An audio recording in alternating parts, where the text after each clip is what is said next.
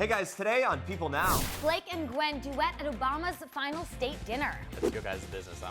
I got my own problems to worry about. Jack Osbourne opens up about Ozzy and Sharon. People's exclusive cover story. Ellen DeGeneres gets personal on life, love, and finding happiness. Why Kim Kardashian has no desire to resume her old life. Since Jordan's a guy and he's my best friend, like my current boyfriend was like, oh, I gotta meet him. Olivia Holt and Jordan Fisher open up about their adorable friendship. And I'm getting down and glittery, decorating pumpkins with Kristen Cavallari. Right here I have my glitter pumpkin with my polka dots. You've done a great job on the glitter. Thank you. I'm very proud of it.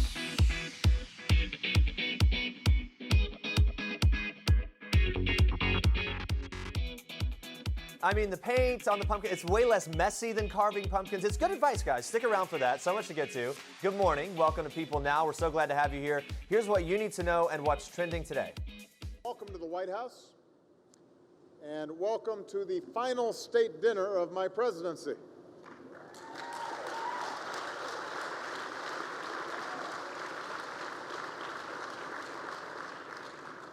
But in the immortal words of a great Italian-American, Yogi Berra,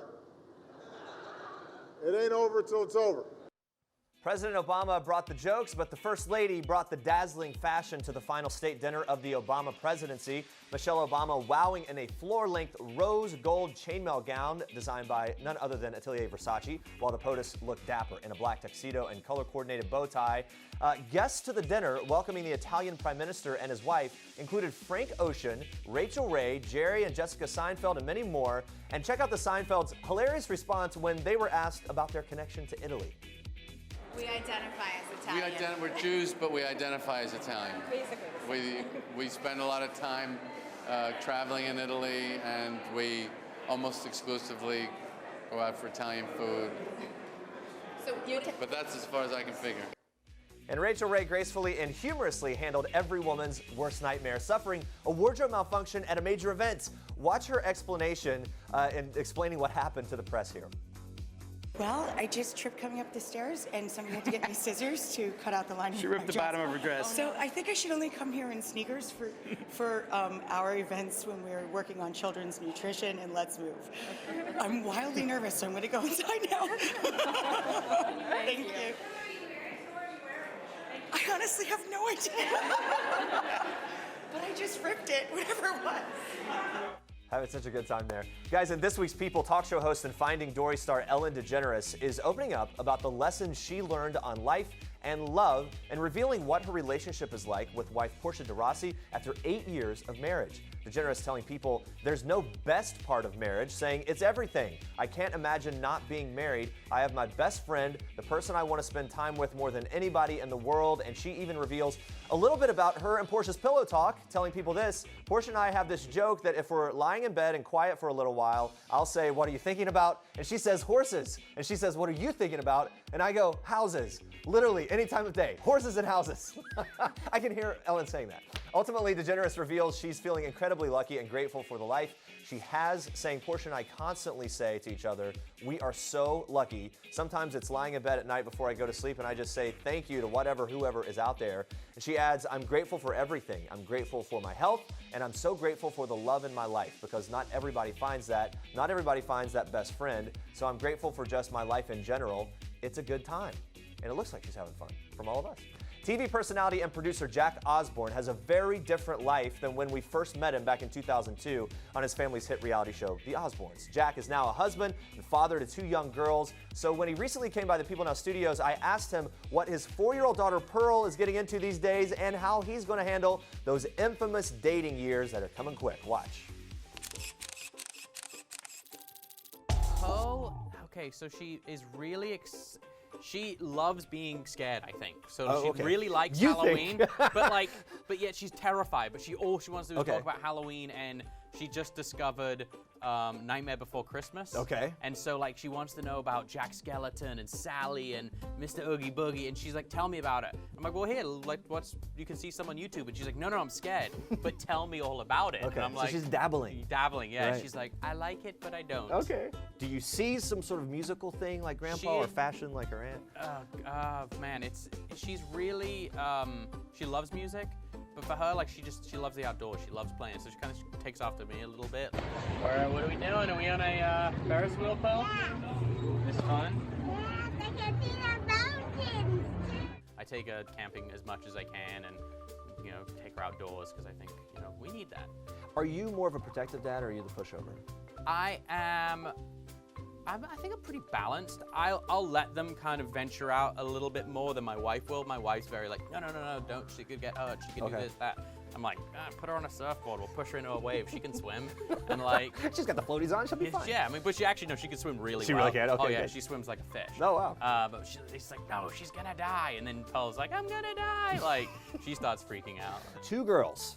How do we project the dating years going? And for you as a dad, so I've spent a lot of nights just thinking about this, and my whole thing is, if I'm a great dad, if you believe in the kind of Freudian, theory that you were attracted to your, the types of your what your father represented, exactly. Right. So I figure if I'm not a total piece of shit, she probably won't end up dating or marrying a total piece of shit. So that's my goal. If I'm just be awesome, they will like awesome, and then in turn, hopefully, I like that awesome person.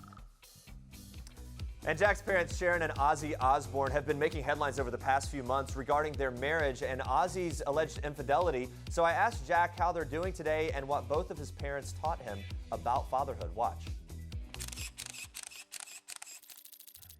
They're doing good, they're working through it, they're figuring it out. So I'm just like, all right, that's your guys' business. I got my own problems to worry about. Your hands full over here. Yeah, exactly. So deal with you. What's your dad taught you about fatherhood? Conversations with him growing up never felt like a dad being like, you need to do da. Okay. Like, it was always very kind of relaxed and how to converse properly, which is I think crucial. I mean, there's so much talk about how to talk to kids. Sure. It's like, well, just talk to them like they're people, because they just are. They're just smaller and not quite as mature.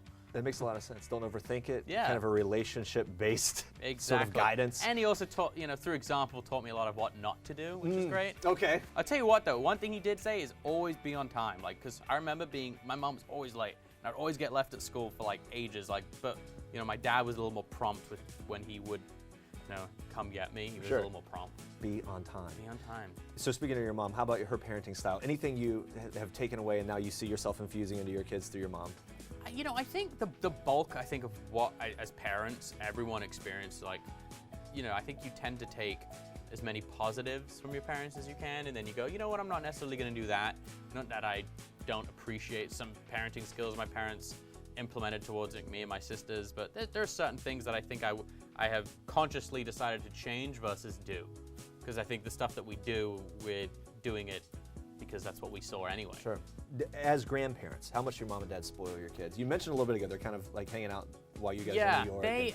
I have to tell them, that you guys can't, every time you see them, it's not Christmas again. It's not or Christmas whatever. again. Yeah, exactly. Right. It's just this weird thing they do. And I'm it's okay to not give them something when you come over once a week, twice a week. But it's the joy of their life, right? Yeah, they love it. I mean, Andy, my youngest, me and Lisa talk about it all the time. She's a total she literally is the most deliberate, smartest, I'm gonna do this because I don't care right now. And so she's been a little standoffish with my parents because she's just not comfortable and she's really particular. So now that she's starting to warm up, she was like, okay, these people bring me cool things. He is a great guy. Yeah. A super cool guy. What do you think of the man bun? I'm a huge fan of the man bun. Yeah. Oh, in general. Yeah, and he pulls Give me it a man off. bun, I'm happy. Okay, and girl bun too. Yeah, always happy with the bun. Even more tricky. Yes, Jeremy. On a completely different note, in this week's People, Kim Kardashian West is struggling to cope after being robbed at gunpoint in Paris back in early October.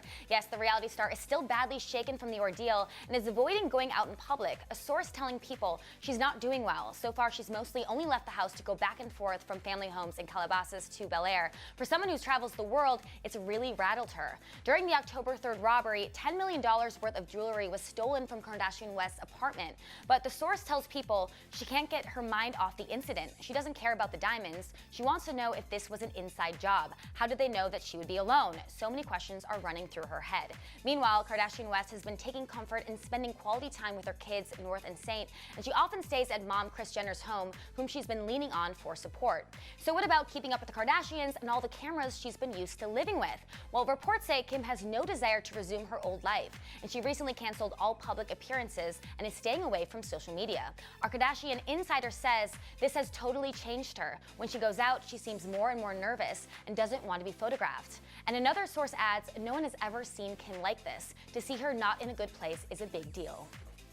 All right, moving on to this, Jim Carrey responded to a lawsuit filed against him by his late girlfriend Catriona White's mother, Bridget Sweetman, on Tuesday. In court paperwork obtained by People, Carrey and his legal team shoot down White's mother's wrongful death claims against him as a shakedown. She is seeking damages from Carrey in violation of the Drug Dealer Liability Act lawsuit.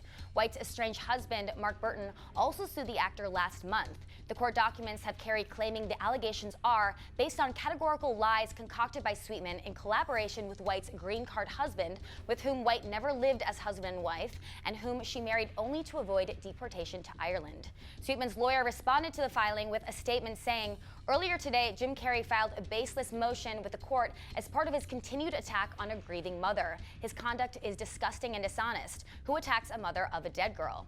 White's mother and her estranged husband both claimed separately that Carrey obtained the drugs that killed White under the false name Arthur King and provided them to her despite knowing she was prone to depression and had previously attempted suicide. In the newly filed court documents, Carrey's legal team states, there is absolutely no evidence that Carrey furnished his prescription medications to White. Rather, she stole them. Further stating that Carrey can't be held liable for White's suicide. Carrey also attacked Sweetman's credibility, claiming that she abandoned her family. Michael Avenatti, who represents Burton and Sweetman, said in a statement on Tuesday, Carrey is a fraud, and when he's forced to testify under oath, the ugly truth will be laid bare. We are confident that the court will see through the nonsense Carrey is peddling. Well, Carrey's filings state that the actor is devastated by White's death and is not responsible for it. For more on this story, stay with people.com. All right, guys, if you haven't heard us talking about this, what is going on? We can't stop buzzing about the new People Entertainment Weekly Network. It's free. It's available on streaming devices like Apple TV, Roku, pretty much anywhere you can find Netflix and Hulu. The network brings you shows that tell extraordinary stories and all the headlines in entertainment with big celebrity interviews. And if you miss us here at 8:30 or 11:30 a.m. on People.com, you can find us anytime on our network pen. And get this, we even have a new show called The Best of People now, counting down the top 10 stories of the week. So let's just say we have got you covered. Stay with us. Kristen Cavallari is getting us Halloween ready with different ways to decorate your pumpkins. Plus, best buds Jordan Fisher and Olivia Holt are giving us all the friendship feels. Stick around. Oh, her eyes make the stars look like they're not shining. Her hair falls perfectly without her trying. She's so beautiful. And I tell her every day, you're amazing, just the way you are. Don't miss all the latest amazing stories right at your fingertips. People love People. When I met LeBron, we were working together on a project, you know, and it was really like I didn't have time to deal with anything. So it was like, LeBron, we gotta go. Let's get this done. It was so funny because my son was like just in high school then, and he was like, we're working with LeBron James. I'm like, yeah. And he was just like, wow. And LeBron was so kind and gracious to him. Like, he didn't even, you know, as soon as the door flung open, he walked out and was like, oh my gosh, Ethan, so nice to meet you. And really, when you see how somebody interacts with your children, that to me tells you what kind of person they are. And it was such a great experience. And, you know, everyone laughs like, oh, you know, did LeBron really work? Did he do this? And he did. We really had 7 days to get a house done, and it wasn't a bunch of people coming together. I mean, it was a very small crew. So you put him to work, but you almost made some enemies in Ohio. When you put him to work, what happened? Well, he did. He popped his shoe. Yeah. Oh gosh. Well, he stepped on a nail. So did he get hurt though? No. Okay. No. But you know, I run around on a construction site. I mean, sometimes I'm in flip-flops, sometimes I'm in my running shorts. You know, I don't even think twice about it. And here I have, you know, LeBron was getting ready to make his big comeback, and in Ohio and he stepped on a nail. I mean, besides LeBron, I mean, you have some pretty high-profile fans. You've been called a badass by Lenny Kravitz. That's really cool, because you are a badass. Well, that was my moment. I got a hug from Lenny Kravitz. I was very happy. That's it.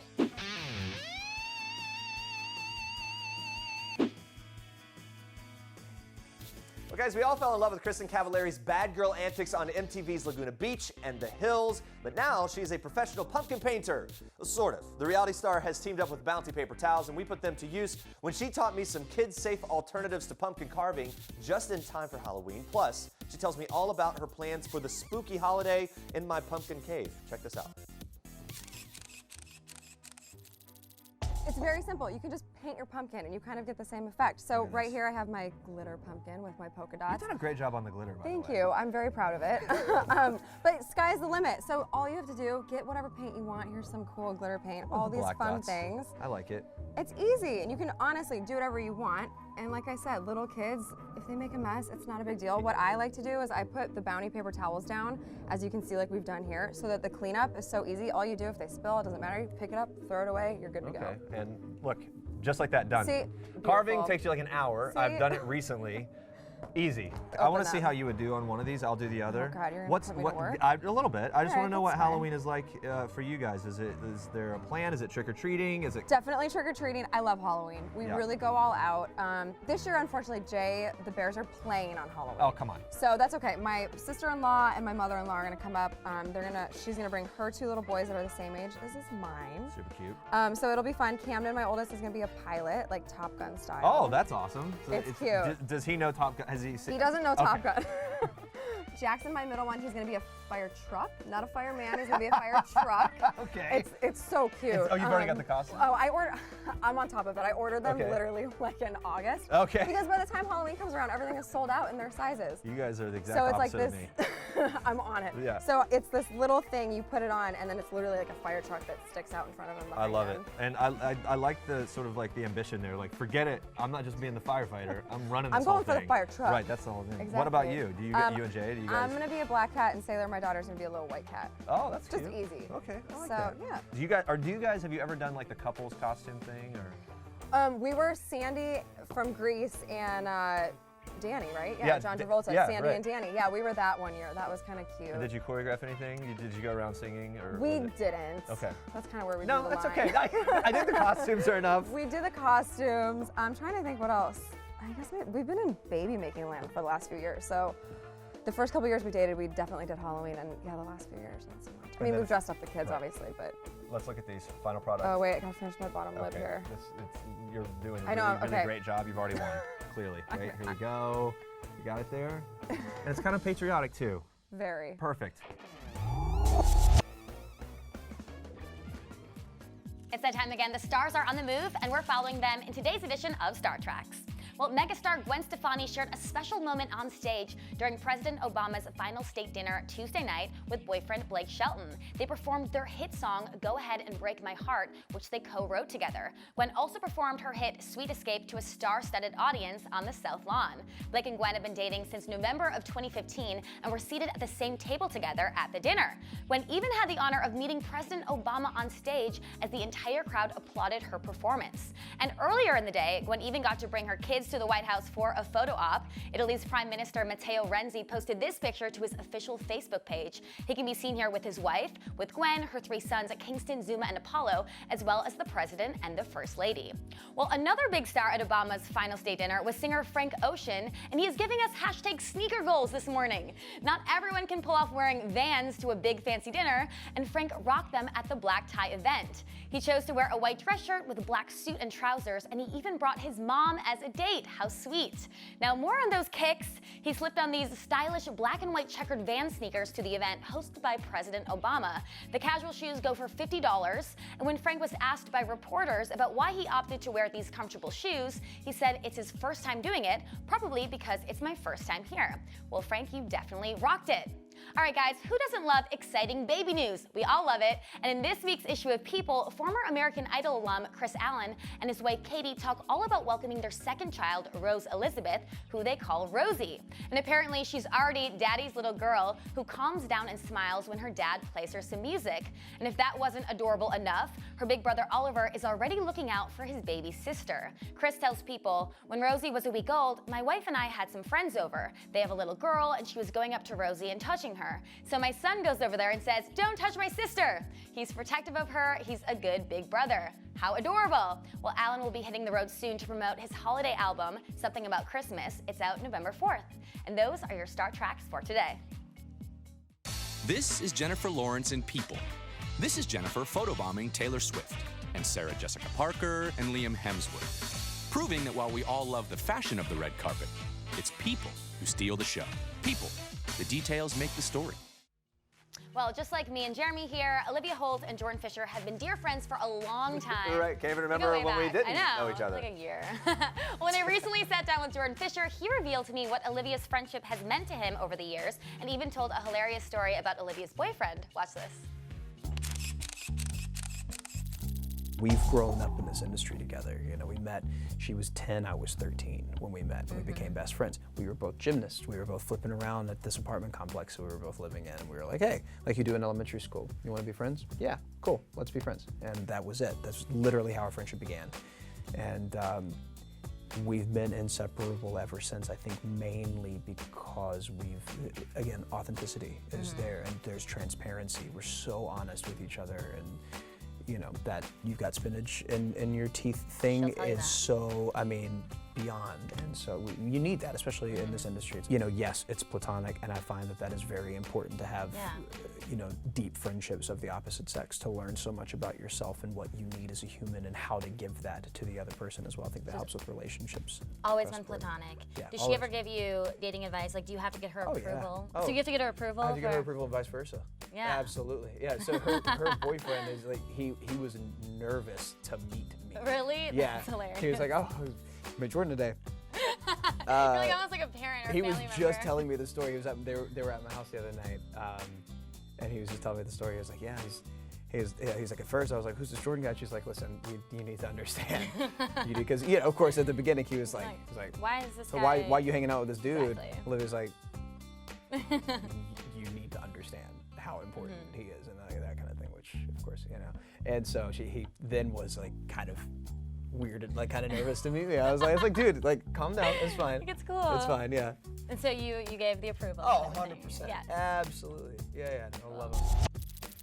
Is that crazy? I mean, props to Olivia's boyfriend. I mean, that she's friends with Jordan is like adorable. Yeah, for handling that. Well, it turns out I just talked with Olivia and got the scoop on what happened from her perspective, the same story. Plus, she revealed how she and Jordan bond over both being hopeless romantics. Watch this. I think the first date I ever had with my boyfriend, I was talking about Jordan. The whole time. And he was like, who is this Jordan?